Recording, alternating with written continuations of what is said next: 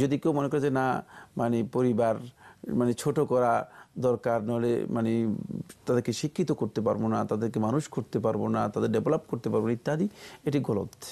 এই দৃষ্টিভঙ্গি শুদ্ধ নয়। কারণ কারো দায়িত্ব মানে আল্লাহর দায়িত্ব আর মানুষের দায়িত্ব এক নয়। আল্লাহ সুবহানাহু ওয়া তাআলার কাছে তার দায়িত্ব ন্যস্ত করতে হবে, আপনি আপনার প্রচেষ্টা চালিয়ে যাবেন। মানে দুনিয়ার কোনো মানুষ কোনো মানুষের জন্য কিছুই করতে পারেন না যতক্ষণ পর্যন্ত আল্লাহ সুবহানাহু ওয়া তাআলা তাদেরকে সামর্থ্য দেন না। আল্লাহ রাব্বুল আলামিন সামর্থ্য দিলেই কিছু করতে পারেন। আল্লাহ রাব্বুল আলামিনের কাছে সামর্থ্য কামনা করা দরকার, এবং আল্লাহ রাব্বুল আলামিনের কাজকে নিজে হাতে নিয়ে মানে করার যদি চেষ্টা করেন তাহলে আপনি ভুল করবেন, কারণ আপনি এ দায়িত্বপ্রাপ্ত নন। আপনার দায়িত্ব হচ্ছে আপনি চেষ্টা করে যাওয়া। আপনি যতটুকু দায়িত্ব পেয়েছেন সেটা হচ্ছে এর জন্য সন্ধান করা, অনুসন্ধান করার চেষ্টা করা। এতটুকু দায়িত্ব পালন করলেই আপনার দায়িত্ব শেষ হয়ে যাবে। তারপরে প্রশ্ন এসেছে পরিবার পরিকল্পনা কি জায়েজ? এটি জায়েজ, সম্পূর্ণরূপে জায়েজ। পরিবার পরিকল্পনা হচ্ছে মানে পরিবারকে পরিকল্পনা করা। একটা পরিবার পরিচালনা করার জন্য কোনো ব্যক্তি যে কোনো ধরনের পরিকল্পনা নিতে পারেন, এই পরিকল্পনা জায়েজ সম্পূর্ণ। পরিকল্পনার মধ্যে কোথাও কোনো ধরনের আপনি একটা প্রত্যেক শুধু পরিবারের জন্য নয়, প্রত্যেকটি কাজের জন্য একজন ব্যক্তি অবশ্যই সে প্ল্যান করবে এবং তার ওই প্ল্যান অনুযায়ী কাজ হবে। এবং এই পরিবার পরিকল্পনা একেবারেই জায়েজ, এটি ইসলাম মানে নিষিদ্ধ করে না। কারণ ইসলাম তো প্রত্যেকটা কাজই পরিকল্পনার মাধ্যমে করার জন্য আমাদেরকে নির্দেশ দিয়েছে।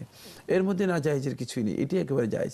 কিন্তু পরিবার পরিকল্পনা বলতে আপনি এখানে এটা বুঝান নেই, আপনি এখানে বুঝেছেন আরেকটি জিনিস।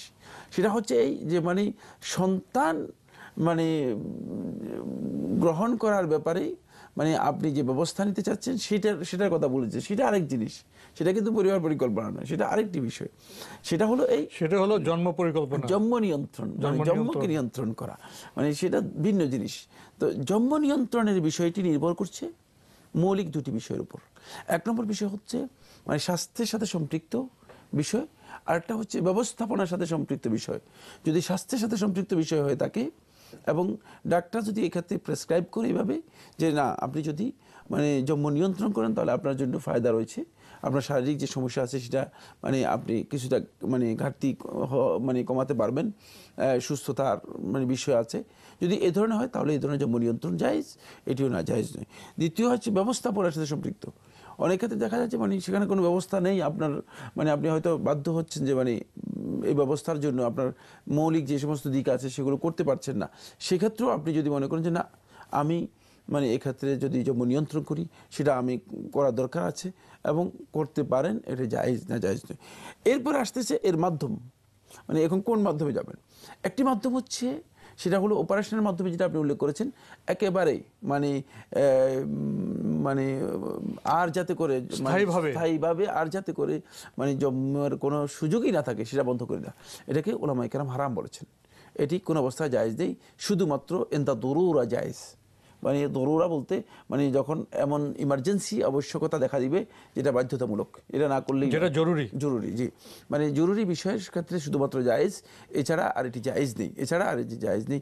যেহেতু এর মাধ্যমে মূলত আল্লাহ সুবহানাহু ওয়া তাআলা যে খালক রয়েছে, সৃষ্টি রয়েছে, সৃষ্টির মধ্যে আপনি একটা হস্তক্ষেপ করলেন এবং সৃষ্টির মধ্যে একটা বিকৃতি সাধন করার জন্য চেষ্টা করলেন, যেটা আল্লাহ সুবহানাহু ওয়া তাআলা মানে বান্দাদেরকে অনুমতি দেননি, বান্দার এই কাজ করার অনুমতি নেই। এটা হলো প্রথম পয়েন্ট। দ্বিতীয় নম্বর পয়েন্ট হচ্ছে এছাড়া আরও কিছু মাধ্যম রয়েছে যেগুলো মানে স্থায়ী নয়, একেবারে স্থায়ীভাবে নয়, মানে যেগুলো মানে ওষুধের মাধ্যমে হতে পারে, বিভিন্ন মাধ্যমে হতে পারে। এগুলো ওষুধ বা ইত্যাদির মাধ্যমে এগুলো যদি স্বাস্থ্যের জন্য বড় ধরনের কোনো ক্ষতিকর না হয়ে থাকে, সমস্ত ওলামায়ে কেরামের ঐক্যমতে জায়েজ, না জায়েজের কিছুই নেই। কিন্তু যদি স্বাস্থ্যের জন্য ক্ষতি হয়ে থাকে সেক্ষেত্রে ওলামায়ে কেরামের দ্বিমত রয়েছে, ইখতিলাফ রয়েছে। কেউ কেউ বলেছেন যে প্রয়োজনের তাগিদ দেখা দিলে, কোনো কারণে হাজাতের অবস্থা দেখা দিলে তাহলে সেটি করতে পারেন, আর যদি প্রয়োজন না থাকে না করাটাই উত্তম।